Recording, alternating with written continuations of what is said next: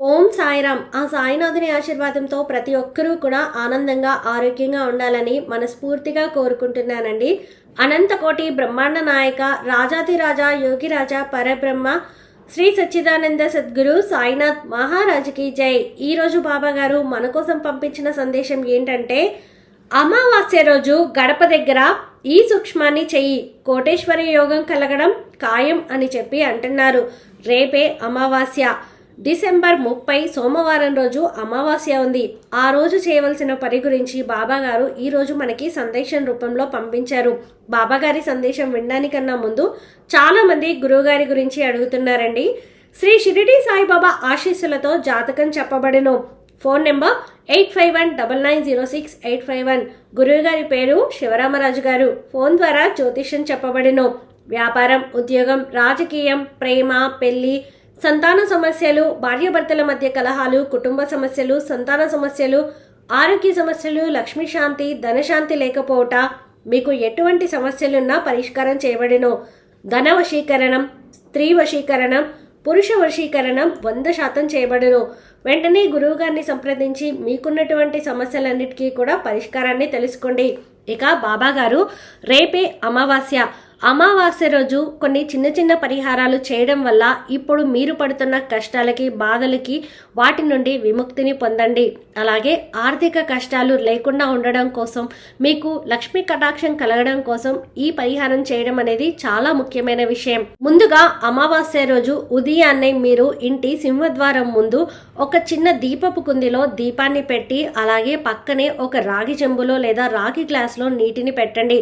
అమావాస్య అంటేనే పెద్దలకి చెందిన రోజుగా చెప్పుకుంటారు. అంటే మన పూర్వీకులు ఉంటారు కదండి, స్వర్గస్థులైన వారి కోసం మనం వెచ్చించే రోజు అనమాట. కాబట్టి వారి కోసం, వారి ఆగమనానికి మనం సంతోషిస్తున్నట్టుగా వారు పైనుండి మనల్ని ఆశీర్వదించాలని వారి కోసం ఒక దీపాన్ని వెలిగించి, అలాగే వారి కోసం పక్కనే ఒక చిన్న గ్లాసులో నీటిని పెట్టండి. దీనిని మీరు సూర్యోదయం కన్నా ముందుగానే చేయాలి. అంటే ఉదయం 6 గంటల లోపు మాత్రమే ఈ పనిని మీరు చేసేయండి. కాస్త ఓపిక చేసుకొని అమావాస్య నాడు మీరు ఉదయాన్నే ఇలా చేసుకున్నట్లయితే పెద్దలు సంతోషించి మీకు వారి ఆశీర్వాదం ఎప్పుడూ మీపై చల్లగా ఉండేలాగా దీవిస్తారు.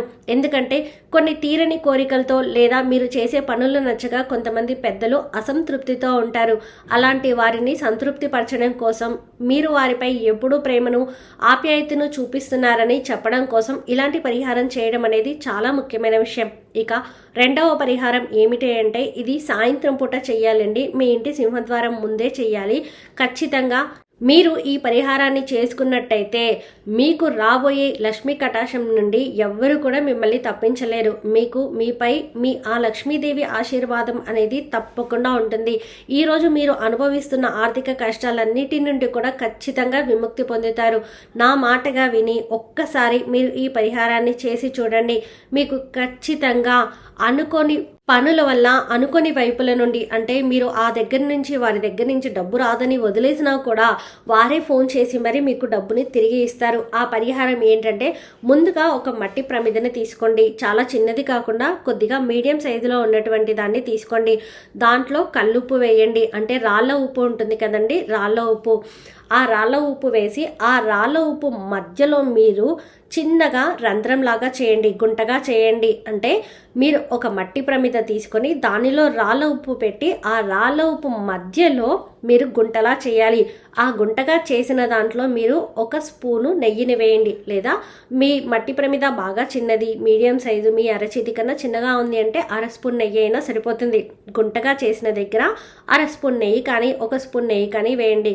దానిలో మీరు ముద్ద కర్పూరం అంటారు లేదా పచ్చ కర్పూరం అంటారు, పచ్చ కర్పూరాన్ని వేసి ఉంచండి. అలా మీరు ఇంటి గడప బయట దానిని పెట్టి, మీరు మీ మనసులో సంకల్పాన్ని చెప్పుకొని ఆ ప్రమిదని పెట్టే ముందే దాని దగ్గర అష్టదళ ముగ్గును వేయండి. అష్టదళ ముగ్గు అంటే లక్ష్మీదేవికి చాలా ప్రీతిపాత్రమైన ముగ్గు. ఆ ముగ్గు వేసి, ఆ ముగ్గు మీద ఈ మట్టి ప్రమిదలో ఇంతకు ముందు చెప్పినట్టుగా రాళ్ళు ఉప్పు వేయడము, గుంట చేయడము, అందులో ఆవు నెయ్యి వేయడము, దాంట్లో మధ్యలో పచ్చకర్పూరం పెట్టడం, ఇదంతా కూడా ప్రిపరేషన్ మీరు ఇంట్లోనే చేసుకోవచ్చు. అలా మొత్తం చేసుకున్న తర్వాత ఇంటి బయట గడప దగ్గరికి వెళ్ళి సింహద్వారానికి ఒక పక్కగా మీరు అష్టదళ ముగ్గును వేసి ఆ ముగ్గు మీద ఈ మట్టి ప్రమితని ఉంచండి. తర్వాత మీ మనసులోని సంకల్పాన్ని చెప్పుకుంటూ మీకు ఏదైతే ఇబ్బందిగా అనిపిస్తుందో, మీకు ఏ పనులైతే జరగాలని కోరుకుంటున్నారో, మీకు లక్ష్మీదేవి కటాక్షం కావాలని ఏదైతే అనుకుంటున్నారో అదంతా కూడా మీరు మనసులో మీ కోరికని చెప్పుకుంటూ, మీ సంకల్పాన్ని చెప్పుకుంటూ మధ్యలో ఉన్నటువంటి ఆ పచ్చ కర్పూరాన్ని వెలిగించండి. అది చాలా కొద్దిసేపు మాత్రమే వెలుగుతుంది. ఆ కర్పూరం ఉన్నంత వరకు ఆ వెలుగు వెలుగుతూ ఉంటుంది. అంతసేపు కూడా మీరు ఆ లక్ష్మీదేవిని తలుచుకుంటూ ఉండండి, మీ సంకల్పాన్ని చెప్పుకుంటూ ఉండండి. ఇలా చేయడం ద్వారా మీకు ఆ లక్ష్మీ కటాక్షం అనేది తప్పకుండా ప్రాప్తిస్తుంది. ఆ లక్ష్మీదేవి అనుగ్రహం మీపై ఉంటుంది. అది ఎంతోసేపు ఉండదండి, చాలా తక్కువ సమయం మాత్రమే పడుతుంది. మీరు అలా చేసిన తర్వాత ఇంటి లోపలికి వచ్చేసేయండి. మరునాడు దానిని ఆ రాళ్ళ ఉప్పును తీసుకుని వెళ్ళి ఏదైనా పారే నీటిలో లేదంటే సింకులో అయినా సరే ట్యాప్ తిప్పి మీరు ఆ ఉప్పుని పడవేసేయండి. అంతేకాని నలుగురు తిరిగే చోట అస్సలు వేయకండి. అలా చేయడం వల్ల కూడా మనకి లేనిపోని దరిద్రం అనేది వచ్చి చేరుతుందన్నమాట. మీకు వీలైతే పారే నీరు మీకు దగ్గరలో ఉంటే పారే నీటిలో వేయండి. లేదు అలాంటి వెసులుబాటు మాకు లేదు అంటే కనుక మీరు సింక్లో ట్యాప్ తిప్పి ఆ ట్యాప్ వాటర్ ముందు ఈ ఉప్పుని పారవేయండి. ఆ వాటర్తో పాటుగా ఉప్పు కూడా కరిగిపోయి వెళ్ళిపోతుందన్నమాట. ఇక మీరు మీ ఇంట్లో చిన్నపిల్లలు ఉన్నట్లయితే ఈ రకంగా మీరు ఖచ్చితంగా చేసుకుని తీరండి. వారికి ఈరోజు మీరు తీసే దిష్టి వల్ల మీకున్నటువంటి నరదిష్టి దోషాలన్నీ కూడా తొలగిపోతాయి. చాలా మంది పిల్లలు ఊరికూరికి అనారోగ్య సమస్యలతో బాధపడుతూ ఉంటారు. ఎన్ని జాగ్రత్తలు తీసుకున్నా కూడా ఎప్పుడు ఏదో ఒక సమస్య వస్తూనే ఉంటుంది. అలాంటి చెడు దృష్టిలు నరదృష్టి పోవాలి అంటే కనుక ఈ అమావాస్య నాడు మీరు మీ పిల్లల్ని ఇంటి గడప మీద కూర్చోబెట్టుకొని రాళ్ళ ఉప్పు అలాగే ఎండుమిర్చి తీసుకొని మీ పిల్లల చుట్టూ 3 సార్లు కుడివైపు 3 సార్లు ఎడమ వైపు తిప్పి పైనుండి కిందికి అలాగే తీసి దిష్టి తీసేసి దానిని తీసుకొని వెళ్ళి మీరు ఎవరు తిరగని చోట పడవేయండి. నలుగురు తిరిగే చోట వేయడం అంటే చాలామంది 3 రోడ్ల కూడలి 4 రోడ్ల కూడలి అని వేస్తూ ఉంటారు. అలా వేయడం వల్ల మనకి పాపం తగులుతుంది. అలా కాకుండా ఎలాంటి దిష్టి తీసినవైనా సరే ఎవ్వరూ తిరగని చోట ఏదైనా చెట్టు మొదట్లో వేసిరండి దూరంగా. అంతేకాని రోడ్ల మధ్యలో వేయాలి, 3 బాటల మధ్యలో వేయాలి, 4 బాటల మధ్యలో వేయాలని అస్సలు చేయకండి. అలా చేయడం ద్వారా మీకు లేనిపోని కర్మలు అనేవి వచ్చి చేరుతాయి. కాబట్టి అలా చేయకుండా ఎవ్వరూ తిరగరాని చోట, ఎవ్వరూ తిరగరు అనుకున్న చోట ఏదైనా చెట్టు మొదట్లో వేసేసి వచ్చేయండి.